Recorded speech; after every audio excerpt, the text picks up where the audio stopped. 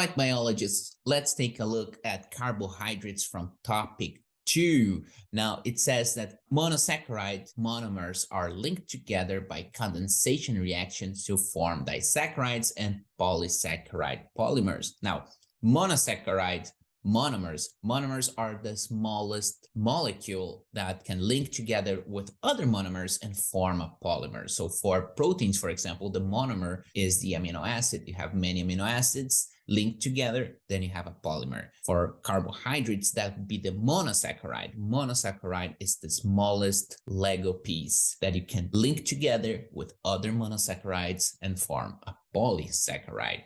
Now, the most famous monosaccharide will be, of course, glucose. It's this molecule here, and you have to know how to draw it. So it's a hexagon. You're gonna draw a hexagon, but this corner here, that's an oxygen, not a carbon. This is an oxygen, and then you have your hexagon, and the other carbon is up here. Let's count. We have carbon number 1. I'm not inventing this. This is actually carbon number 1, and then carbon number 2, 3, 4, 5, and 6. You gotta know that. Then you have the OHs hanging from the carbons. Except for carbon number 5, all the other carbons will have OH dropping. You have OH here, dropping down, 2 dropping down, 3 up, 4 down, and 6 here on the side. Now, because the OH is pointing down, I know this is an alpha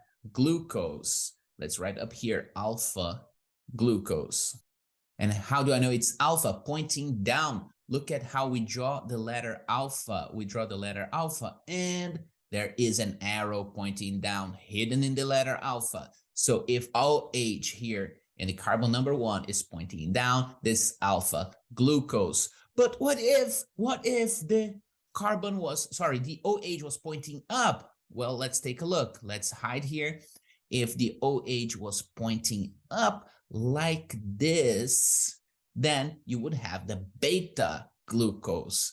This is beta because when you have the beta here, there's an arrow pointing up. So like this with the OH pointing up, this is beta glucose, not alpha, right?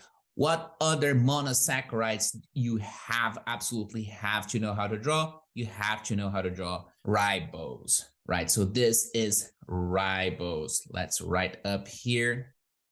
And ribose is a pentose. Penta means 5 because it has 5 carbons, not 6. So you're going to draw a pentagon. Pentagon because it has 5 sides.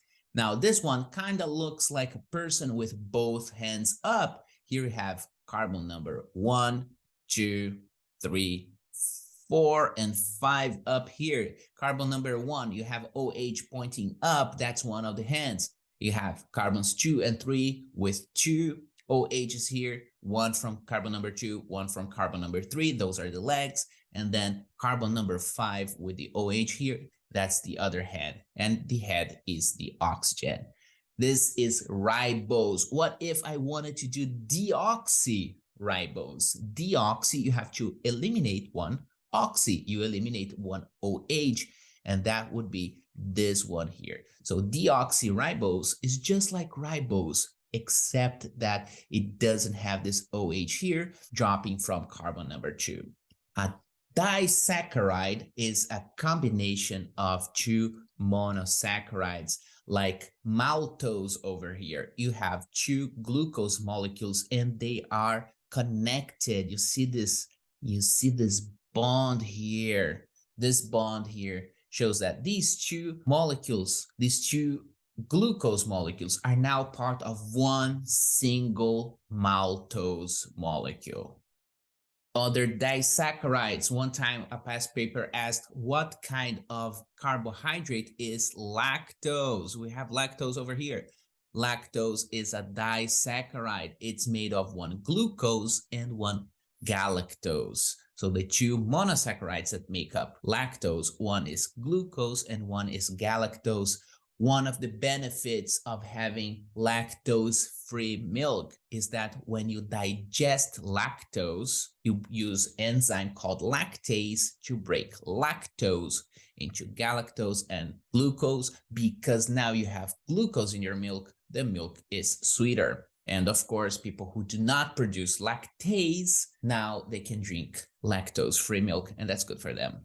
What about polysaccharide? Polysaccharide means many units of monosaccharide linked together.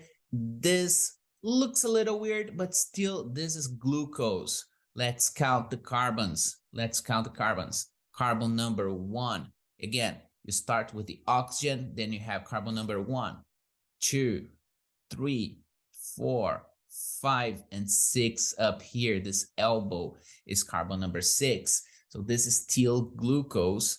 It's just a bit twisted, but still the same thing. Other polysaccharides include starch, glycogen, and cellulose. Chitin in the cell walls of fungi are polysaccharides as well. Now, what is this condensation reaction they are talking about? Condensation is the type of reaction when you have two monosaccharides and you combine them and you eliminate one water molecule. So condensation eliminates one water molecule. And it's the same type of reaction that links two amino acids together. You also eliminate one H2O and then you have the bond. Now, if you look here at these two glucose molecules, let's write down the number of carbons again. Carbon number 1, 2, 3, 4, 5, and 6. Again, we have 1, 2, 3, 4, 5, and 6 up here. When you look at carbon number 1 pointing down, we have OH. Carbon number 4 pointing down, I have OH. And you know what it means? I have HOH. This is a water molecule. And the water molecule will be eliminated. It's going to form the maltose molecule. And we have this bond, this nice bond over here. It's a glycosidic bond. And we have the H2O molecule that we eliminated. Now, what kind of glycosidic bond is this? Well, the bond is pointing down. It's as if the two water molecules are holding hands and the hand is down here. So its hand is down. Remember the alpha. This is an alpha glycosidic bond. Between which carbons? Between carbon number 1 and carbon number 4. So this is an alpha 1, 4 glycosidic bond. Let's take a look at the polysaccharides now. We have starch. Starch is actually a mixture of amylose, which is not branched. It only has alpha 1, 4 glycosidic bonds, and amylopectin. You can see amylopectin here with this weird bond up here. What's the deal with this bond? Well, let's count carbons. Carbon number 1, 2, 3, 4, 5, 6, and up here, down here, we have 1, 2, 3, 4, 5, and 6. This carbon here, OH, pointing down. So this is an alpha type of glycosidic bond. Between which carbons? Carbon number 1 and 6. This is an alpha 1, 6 glycosidic bond. So amylopectin is branched. It has these branches coming out here from carbon number 6, and we're going to have one of those every 25-ish units of glucose from the main chain. We have glycogen, and if it looks the same, it's because it's very similar. Not the same, but very similar. What's the difference? Well, glycogen still has 1,6 glycosidic bonds, but it's more branched. It's more frequent. The branch here is going to happen every 10-ish units of glucose, and here about every 25. Glycogen is more branched, which makes it more soluble in water. More soluble than starch, and because it's more branched, it can be mobilized faster, which means you can take apart the glycogen molecule. You can detach the glucose molecules more easily because you have more branches from which to pick out those these glucose molecules. Starch, again, found in animals. Glycogen found in, no. Starch is not found in animals. Starch is found in plants. Starch is found in plants. Starch is found in plants. Glycogen is found in animals. This is the ugliest cat I've ever drew. And fungi. So glycogen is found in animals and fungi. Starch found in plants. And the next one we're going to see is cellulose. Now, cellulose is much different, isn't it? Cellulose is only found in plants and it looks very different.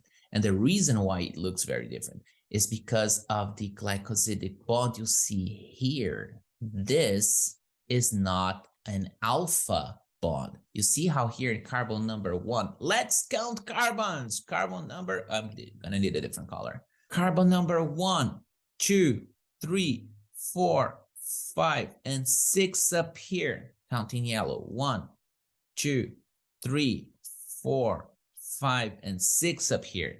Much better. And this carbon number 1, the OH is not pointing down, it's pointing up. So it's a beta glycosidic bond. And this guy, this glucose molecule is upside down.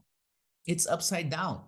Here we have carbon number 1, 2, 3, 4, 5, and 6. It's upside down. So you actually have a beta 1,4 glycosidic bond. And us animals cannot digest 1,4 beta 1,4 glycosidic bonds. Our enzymes that can digest starch, amylase, or the enzymes that we have that mobilize our glycogen, they cannot digest cellulose.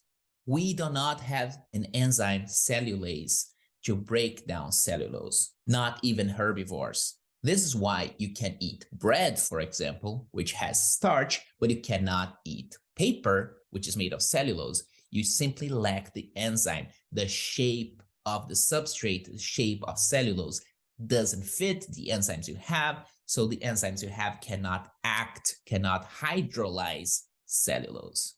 Cellulose is still important in your diet because it's one component of dietary fiber, which is important for your intestines. However, it is not a source of energy for you because you cannot digest cellulose.